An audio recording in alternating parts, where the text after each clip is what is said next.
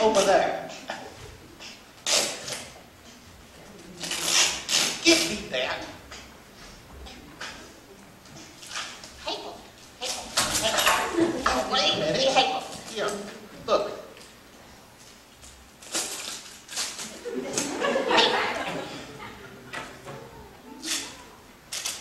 There. You don't need no more tape than that. Tape's expensive.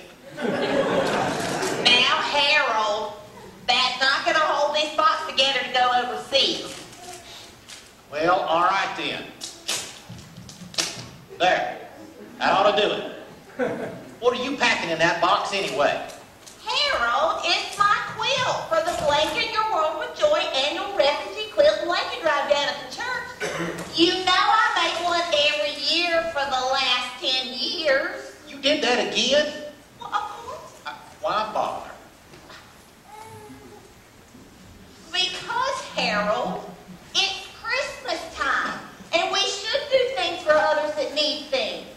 You know, you and I don't have a lot of money, but believe it or not, there's people in this world that have even less than we do. Some people can't even afford to buy a blanket to keep them warm in the wintertime. So, I like making a quilt, so I make one for them, and it makes me feel good to help somebody else. Besides, makes me feel like somebody needs me. I still don't know why you bother. I hate Christmas. And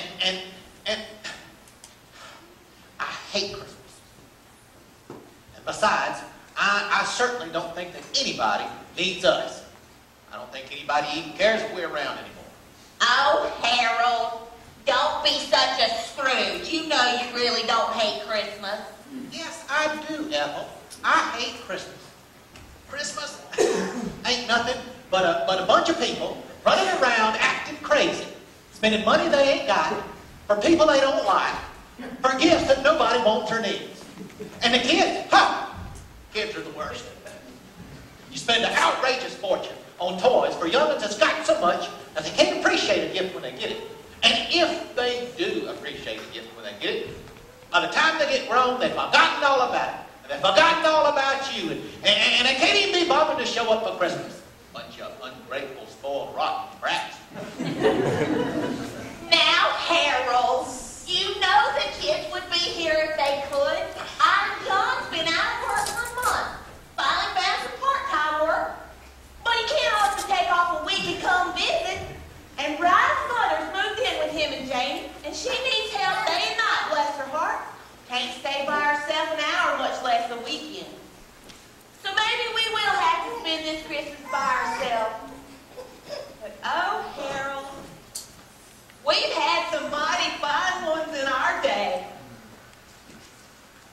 Do you remember back when the kids were 8 and 10, or maybe they were 7 and 9, I don't remember.